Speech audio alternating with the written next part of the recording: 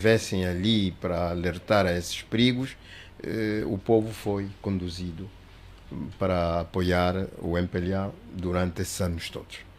E só se assustaram muito tarde, porque afinal de contas aqui era necessário filas para ir comprar pão, quando no tempo colonial existiam lojas, talhos, emprego, e as pessoas faziam o que quisessem com o seu dinheiro. Começaram a notar que afinal de contas, para você adquirir um televisor a cores, era necessário o ministro passar Uma autorização. uma autorização. Fazer uma requisição. Lembro-me destes momentos. Portanto, mas o povo, e pior, aqueles que tentaram em 1979 corrigir isso, agora não sei se iriam corrigir ou piorar isso, foram todos eles com 27 de maio passados para o outro mundo. E este ambiente desses massacres do 27 de maio, de 91, 92, com o massacre dos militantes e membros da UNITA, a Sexta-feira Sangrenta e os massacres em volta dessa seita religiosa, dos calupetecas, isso tem anestesiado as pessoas com medo. E nota-se também, mesmo nas lideranças dos partidos na oposição, muitos deles ficam assustados com esse ambiente, e daí não termos lideranças que ajudem o povo a lutar por aquilo que ele conquistou. Por isso andamos neste lenga-lenga de transformações que não se fazem desde 1975, que a Angola assumiu a independência. Mas, nas suas palavras, general, nós viremos a ter outros 27 de maio, outras situações que se calhar fazem parte de uma estratégia de aterrorização das pessoas e ficarem assustadas ou pregadas no medo e não reagirem, não reivindicarem os seus direitos. É previsível. Esta lei, sobre a qual vamos falar mais adiante, é realmente uma lei assustadora. Eu tomei aqui algumas notas depois do que pude ler. É uma lei eminentemente presunçosa quando nós olhamos para o artigo 5, que fixa os princípios fundamentais da segurança nacional. Depois estive a ler também o artigo L, no artigo 5, a linha L, que fala do apartidarismo, um apartidarismo que, no caso de Angola, tem proeminência num comandante em chefe que é presidente de um partido político. Mas a lei está a falar da condição de apartidarismo. Enfim, tudo isto, neste caso, nos princípios previstos nesta lei, há aqui uma presunção de um contexto, uma situação que esta lei, sobre a qual esta lei vai efetivamente analisar e vai regular comportamentos das pessoas. Olha, para dizer com toda a verdade, as lideranças têm de passar, têm de estar no terreno para explicarem, através de conferências, reuniões, comícios e outras atividades, têm de explicar ao povo o que esta lei significa. Muito antes de começarem a discutir esta lei, têm de dizer ao povo exatamente. Eu vou, por exemplo, aqui na lei, no artigo 17º, que fala da composição. São órgãos de garantia da segurança nacional os seguintes: Forças Armadas Angolanas, Polícia Nacional de Angola, órgãos de inteligência e de segurança de Estado e serviços especializados.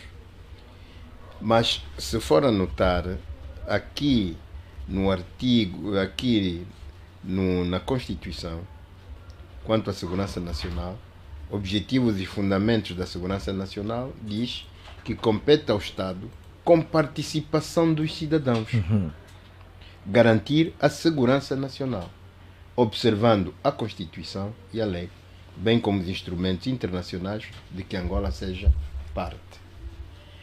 E nós notamos que o povo que é o soberano constitucional, não foi consultado sobre esta lei.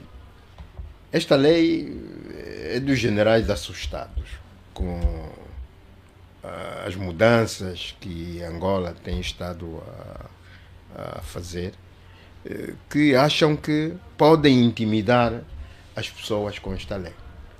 Porque a partir deste momento, as pessoas muito mal formadas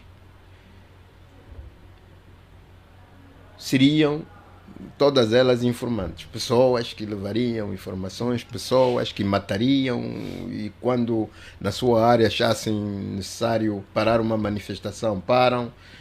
Quando alguém fosse a reivindicar que ganhou as eleições, eles param tudo, as internets, e mandam as pessoas para as cadeias, e nesta altura nem o que está escrito aqui na Constituição, isso tudo deixaria de existir. Portanto, esta é uma lei que não pode partir, não pode ser aprovada.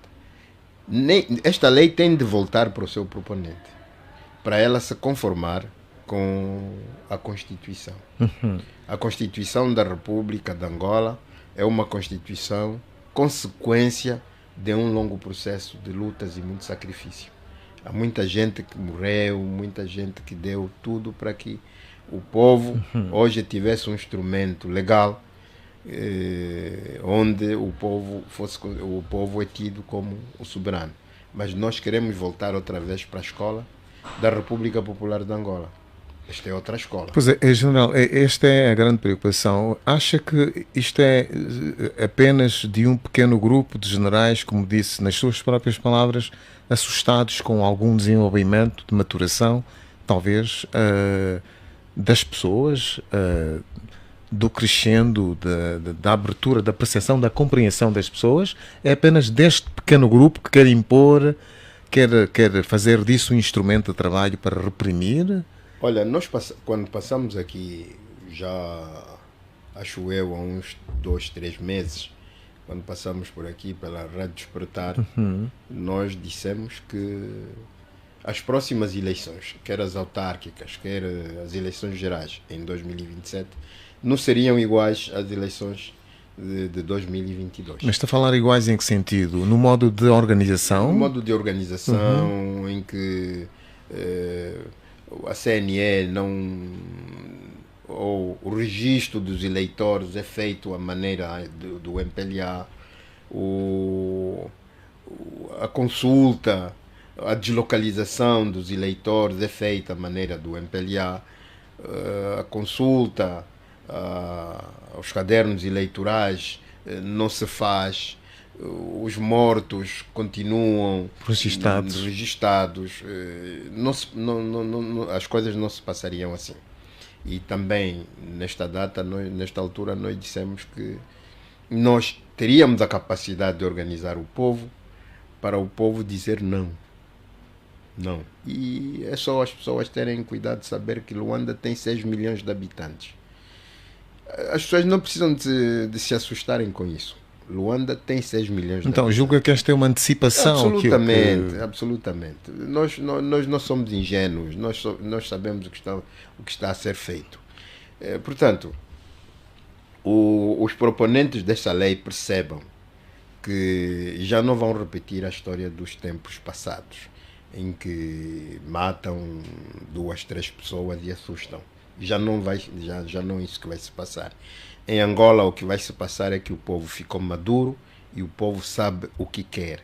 Portanto, não é esta lei que vai intimidar o povo. Nós vamos sempre optar pela arma política, e ela está plasmada aqui na Constituição. Nós não vamos deixar de lutar pelo direito à liberdade de expressão e manifestação, não vamos deixar. E, portanto, os proponentes dessa lei devem recuar de imediato, devem fazer um esforço para mudarem isso. É verdade que é necessário contextualizar a lei com a nossa Constituição. É muito importante. Isto ninguém diz que não se deve fazer. Mas não contextualizar a lei da República de Angola, alinhando-a com a lei que vigora na Coreia do Norte, em Cuba, na Rússia, não, nós queremos, ou na China. Nós queremos uma lei que se contextualize a Constituição da República de Angola, aprovada em 2010, e que teve algumas alterações introduzidas pelo atual Presidente da República há bem pouco tempo. Portanto, é esta lei que vigora no nosso país. Muito bem, General Numa é o nosso convidado hoje nos estúdios. Há uma pergunta que é incontornável. Foi para si difícil fazer a adaptação da vida militar para a vida política? Estamos a falar do ano de 2007, mais ou menos 2008, não foi, revela o seu perfil. Não foi neste período. Não foi? Não foi, foi muito antes. Foi muito antes. Primeiro, para dizer que eu tive a felicidade de ir para uma organização que me ensinou muito cedo que a política estava acima do militar. A política estava acima do militar. E que tinha uma causa. O militar tem uma causa a defender. Portanto, essa escola permitiu crescer nela e também tive a felicidade de ser comissário político durante a guerra que nós fizemos. E aqui quero diferenciar o comissário político da Asfala com os comissários políticos de outras instituições. Onde é que estão as diferenças? O comissário político da Asfala era mesmo comissário político. Uhum. Era comissário político que defendia a política no seio das Forças Armadas, com a perspectiva de que é a política que dirige as nossas mentes. Portanto, nós não podemos ter a arma na mão atuando como um búfalo qualquer, que atira para o povo quando quer. É por isso que aqui os nossos irmãos, quando têm a arma na mão, matam indiscriminadamente. Disparam para as quínguilas e vendedores. Não foram educados convenientemente nessa escola. O comissário político de outras escolas que nós conhecemos, que nós também percebemos o que aconteceu, eram mais informantes. Eram informantes daquilo que se passava nas Forças Armadas para a segurança, para o chefe de Estado e contra o comandante. Mas a minha escola não era esta. A minha escola era ensinar que o comandante, que o soldado era o nosso irmão mais novo e que o soldado, como irmão mais novo, o comandante não pode existir sem o soldado, e que como o soldado merece um tratamento humano, um tratamento de pessoa. E também nós tínhamos nas Forças Armadas aquilo que nós chamávamos o Comitê do Soldado, e o Comitê do Soldado era uma instituição muito forte, porque quando fosse a notar qualquer coisa errada, desvio de conduta nas suas unidades, portanto, falavam com o comandante e falavam e diziam. E também tinham, portanto, conduziam a atividade cultural nas unidades. Para além da guerra, nós também tínhamos teatro, desporto, nas suas diversas variedades, tudo isso em função portanto, da política nas Forças Armadas. Portanto, eu pertenço a essa escola. E portanto, a transição não se fez com dificuldade? Não. Praticamente, durante a guerra, nós é que fazíamos a política nas áreas onde nós estávamos. Nós é que mobilizávamos o povo, nós é que enquadrávamos o povo, nós conhecíamos as instituições do Secretariado-Geral do Partido, e o comandante era o mais velho na área, era o indivíduo que tomava conta do partido, tomava conta das Forças Armadas, tomava conta da administração. Portanto, não foi fácil, não foi muito difícil deixarmos as armas e passarmos para o partido. Sim, senhor. Sim, general. Mas eu tive a oportunidade de ver o perfil produzido pelo Sr. Luz, acho que é o Bordalo, qualquer coisa, não sei se lembra dele. Faz tempo, é um perfil que está ali disponível na página da Lusa, e com alguns requintes que me chamaram a atenção, que não obstante estar hoje na atividade política, mas tem na sua banca, de acordo com o que ele escreveu no perfil, os livros de Karl von Clausewitz. Este é um alemão, é prussiano, e também de Sun Tzu. Este é um chinês.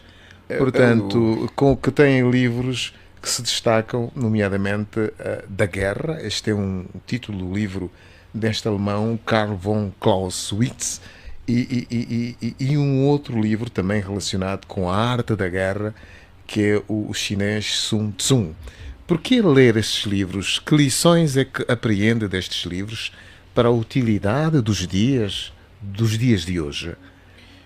A arte, não, da guerra, por exemplo, é o título do livro do alemão. Olha, que lições é que transmitem esses livros? Os militares foram os precursores dos grandes desenvolvimentos de gestão. Foram eles que introduziram a contabilidade, foram eles que introduziram a gestão das logísticas, foram eles que introduziram o planeamento das instituições, etc. E são eles que têm sido os precursores que as grandes empresas hoje, e mesmo a própria direção do Estado, vai buscar muita inspiração nesses grandes clássicos que deixaram pensamento requintado de grande valia. Hoje você olha para as lideranças presentes, são lideranças muito ocas, muito fracas, porque são fraquinhas, não é? Os seus conteúdos são de plágio. Vão buscar discursos bem elaborados, etc, mas não têm profundidade inspiradora. Não têm profundidade que coloque as populações e o povo a vibrar por objetivos esclarecidos. E lá onde os líderes são ocos, optam pela força. Intimidam e são sisudos, carrancudos, não aceitam nenhuma crítica de ninguém. E são as lideranças atuais. E é muita pena, porque os líderes inspiradores vão escasseando já por este mundo adentro. Nós olhamos, por exemplo, olhe só para o que se passa entre a Rússia e a Ucrânia. Quando se invade a Crimeia e quando vai-se para o Donbass e Luhansk, para aqueles territórios, apareceram lá uns senhores a reivindicar que eles não eram bem ucranianos e queriam viver à sua maneira, etc. Mas desde que a guerra verdadeira começou, nunca mais ouvi falar desses senhores. Quem aparece todos os dias a falar é Putin. Afinal, é o Putin que está por trás deste contexto todo desde o início. Portanto, as lideranças atuais, o que é que Putin está a fazer? O que é que Putin está a fazer? Porque eu sinceramente fico perplexo quando olhar para a geopolítica da história. Se você for a olhar para a geopolítica da história, há lições que não foram apreendidas. Porque quando Napoleão invadiu a Rússia, passou pela Alemanha, foi a Aliança Europeia e dos russos que derrubou Napoleão, que é um francês. Fizeram a Santa Aliança. Portanto, não vejo a aproximação da OTAN, que não atacou a Rússia, como condição para você invadir um país e impor a guerra. Porque se a OTAN tivesse iniciado, de facto, uma guerra contra a Rússia, nesta altura todos nós diríamos que aqui a OTAN está a violar o direito internacional. Mas foi o contrário. E os russos podem conviver bem com os outros europeus. Podem. Porque já no passado já foi assim. As grandes casas no tempo dos reis e não sei o quê, dos czares com os reis da Alemanha e outros povos da Prússia naquela altura, são casas que conviveram e viveram juntas. Portanto, essa geopolítica da mania de que os grandes podem bater toda a gente quando quiserem, está errado, está ultrapassado. Isso é mania mesmo.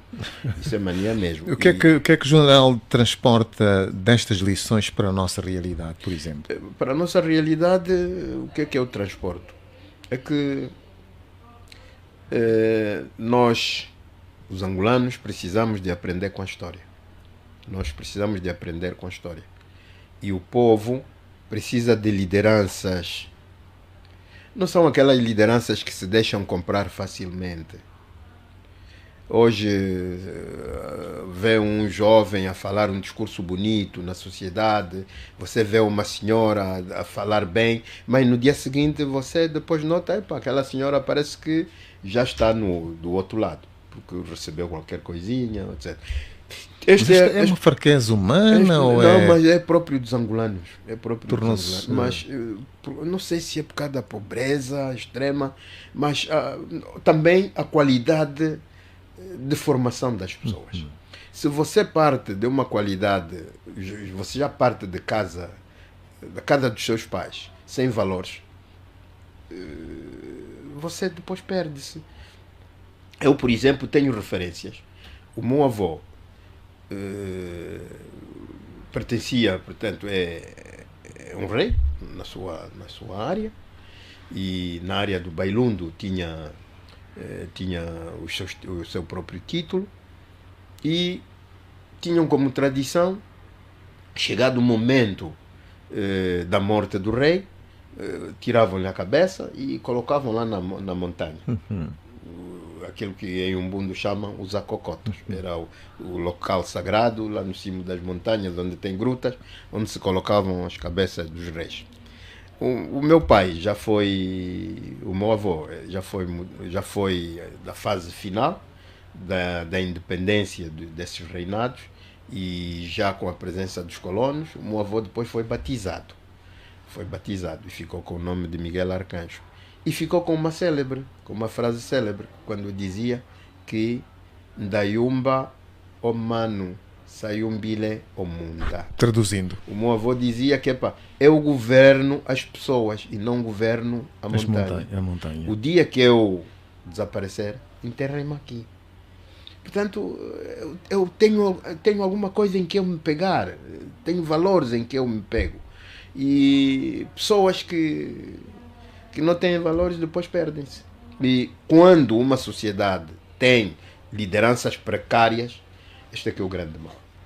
Nós temos uma liderança precária no seio do MPLA, que leva a sociedade angolana, o Estado angolano, para uma direção completamente errada.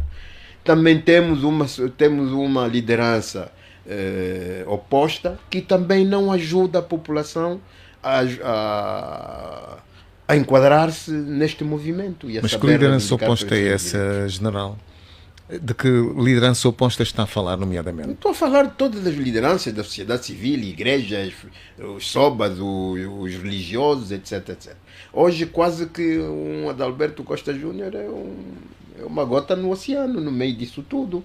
O que é que dizem os líderes religiosos? Não dizem nada, recebem dinheiros e não dizem ao povo o que deve ser feito. Até são eles que apelam ao voto. O que é que fazem os sobas? No passado, os reis, os nossos reis tradicionais, eram a força do nosso país. Hoje não. E até o MPLA aproveitou-se deste contexto para desmantelar completamente o sistema, começar a nomear aqueles que foram antigos militares